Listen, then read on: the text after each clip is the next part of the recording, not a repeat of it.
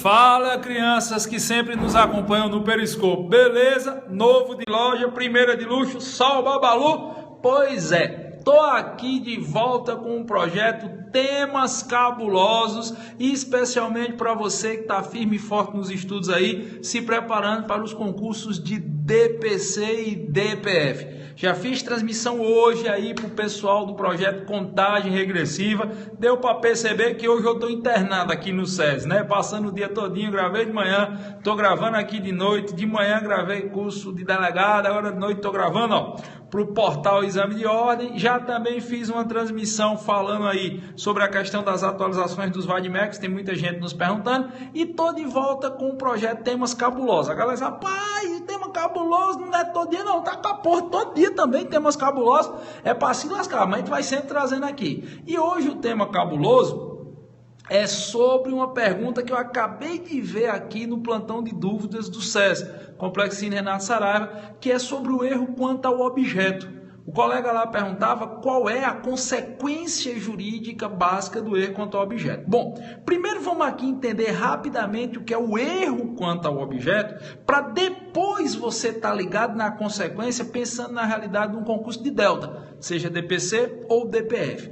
No erro quanto ao objeto, o indivíduo pratica uma conduta e ele se equivoca quanto à identificação do objeto que ele pretende atingir na conduta. No erro quanto ao objeto, eu presumo que a conduta do indivíduo possua finalidade patrimonial, que ele pretenda atingir um determinado bem, uma coisa, um rex, e que ao executar o crime, ele equivoca-se e atinge o objeto diverso do que pretendia. Eu vou lhe dar dois exemplos rápidos aqui de erro quanto ao objeto. Primeiro exemplo é o seguinte: imagine aquele caso da mulher ciumenta, surtada e noiada. Porque tem mulher que é ciumenta, desculpa, mas não estou me assistindo, mas tem mulher que do nada tem crise de ciúme. Exemplo: a mulher vai passando num barzinho, aí vê o namorado dela sentado numa mesa de bar, com outra menina no colo dele, abraçada com ele, dando beijo no pescoço. Ela já acha que é alguma coisa, ela já acha que é uma gaia, ela nem sabe o que é que está acontecendo direito, e já acha que é uma gaia, só porque ela passou e viu o namorado sentado, a outra lá com aquela cara de rapariga no colo dele, abraçada com ele, beijando o pescoço. Ele, fulano safado. Aí ela resolve que vai para se vingar, quebrar o carro do cabo todinho. Ela diz, rapaz, eu vou me vingar desse homem. Uma das coisas que ele mais gosta é o carro. Ele gosta mais do carro do que de mim, então eu vou quebrar o carro dele todinho. Aí sai no estacionamento em busca do carro do namorado com um pedaço de pau na mão. Vamos supor que o carro do namorado seja, sei lá, um Gol. Gol preto, o primeiro Gol preto que ela vê, ela quebra todinho, risca, lasca o carro todinho. Ai, desgraçado, pelo menos aqui vai para casa de pé, não vai no carro e não sei o quê. Quando ela termina de quebrar o carro todinho, o dono do carro chega e diz, minha filha, o que é que você está fazendo? Ela diz, eu estou quebrando o carro do meu namorado para ele deixar de ser raparigueiro. O cara disse, esse não é o carro do seu namorado não, é o meu, não é o dele não. Isso é erro quanto ao objeto. Ela queria praticar crime de dano contra o carro do namorado e acabou lascando o carro de outra pessoa que não tinha nada a ver com a história. Erro quanto ao objeto. Aí o cara disse, só tem esse exemplo? Não, não disse que era dois, eu sou um homem, não sou um prato de papa não. Eu vou dar o segundo exemplo. Eu vou dar um exemplo mais chique agora, para não dizer que a gente só fala fuleiragem. Por exemplo, o indivíduo ele pretende furtar um quadro de Van Gogh. Que é o chique agora, não foi? Ele pretende furtar um quadro de Van Gogh. Entra na galeria de arte e se depara com um quadro de Munch. Munch e Van Gogh foram contemporâneos, inclusive Munch e Van Gogh foram amigos. Van Gogh se inspirou nas obras de Munch.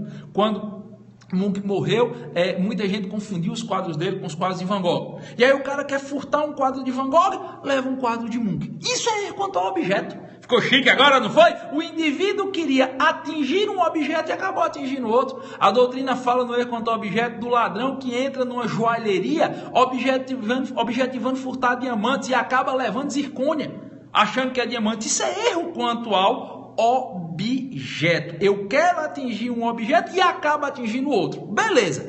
Qual é a consequência jurídica do erro quanto ao objeto? Em regra geral, nenhuma. A consequência jurídica do erro quanto ao objeto, em regra geral, é nenhuma. A tipificação continuará sendo a mesma. Em regra geral, tem as exceções. Se a mulher tivesse destruído o carro do namorado, Qual era o crime? Dano. Ela destruiu o carro de uma outra pessoa. Qual é o crime? Dano do mesmo jeito. Artigo 63. Se ela tivesse quebrado o carro do namorado todinho, era dano. Ela quebrou por equívoco o carro de outra pessoa achando que era o carro do namorado. Continua sendo dano. Nesse segundo exemplo, o cara queria levar um quadro de Van Gogh. Levou um quadro de Munch. Qual é o crime? Furto. Seja Van Gogh, seja Munch, seja qualquer outro pintor, continua sendo crime de furto. Essa é a regra. Agora, cuidado. É possível, em certas situações, você discutir um privilegiamento, uma insignificância. Exemplo, o cara entrou numa galeria de arte para furtar um quadro de Cândido Portinari, de Tarsila do Amaral. O cara entrou para levar um quadro de Portinari que vale, sei lá, 200, 300 mil reais. E aí ele, por equívoco, pegou um rascunho lá, um quadro feito por um estudante que não vale nada. Ele queria pegar um quadro de Portinari e pegou um quadro que não vale nada. Erro quanto ao objeto. Numa situação especial dessa, seria possível o reconhecimento da insignificância, desde que os demais elementos caracterizadores da insignificância estivessem presentes no caso concreto, ok? Desde que os demais elementos caracterizadores da insignificância estivessem, por óbvio, presentes no caso concreto. Outra hipótese, vamos supor que o cara quer furtar diamantes.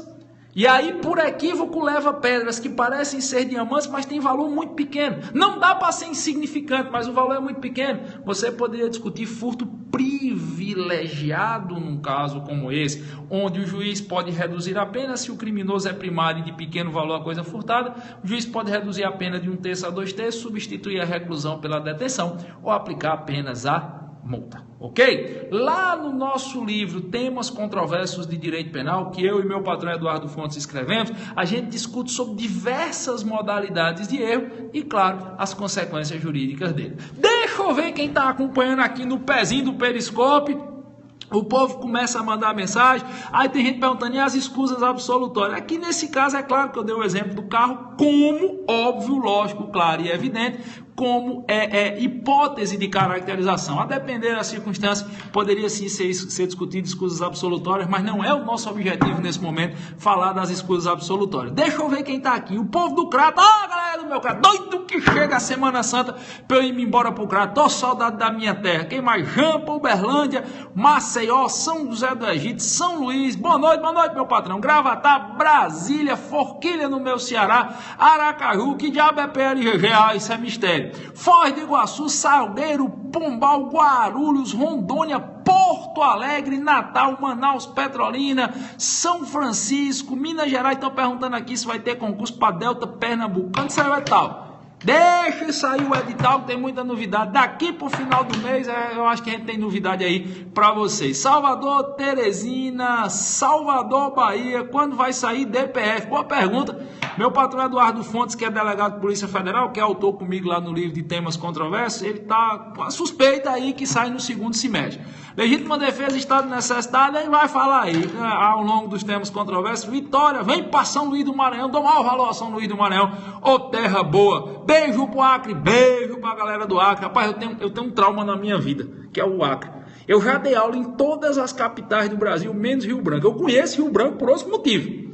Fui para Rio Branco por um negócio pessoal, mas eu nunca dei aula em Rio Branco. Eu ainda tenho um sonho de dar uma palestra em Rio Branco, no Acre. Eu tenho um sonho de dar uma aula em Rio Branco, nem que eu tenha que pagar do meu bolso. Aí pode eu ter que pagar do meu bolso, eu vou. Só para dizer que eu fui pro Acre, que eu gostei. Bicho. Quando eu estive lá no Acre, só é longe para chegar. Só demora o dia todinho para chegar, mas eu dei um maior valor e eu nunca dei uma aula no Acre. Eu ainda vou dar essa aula no Acre aí, é um dos meus objetivos de vida. Serra Talhada no Pernambuco vai ser honra para mim. Vem para Goiânia e tal. Professor, dá uma explicada sobre PPP, vem para Manaus. Pois é todo mundo de Amulete, seu Raimundo, aqui no pezinho do Periscope. Valeu demais pela audiência de vocês, crianças. Obrigado. Estão dizendo, vem para Natal. Eu vou na inauguração da franquia aí do SESI Natal. É todo mundo em Amulete, seu Raimundo, aqui no Periscope. Valeu demais pela audiência de vocês. Fica ligado, de vez em quando tem temas cabulosos aqui. Um cheiro para quem for de cheiro e um abraço para quem for de abraço.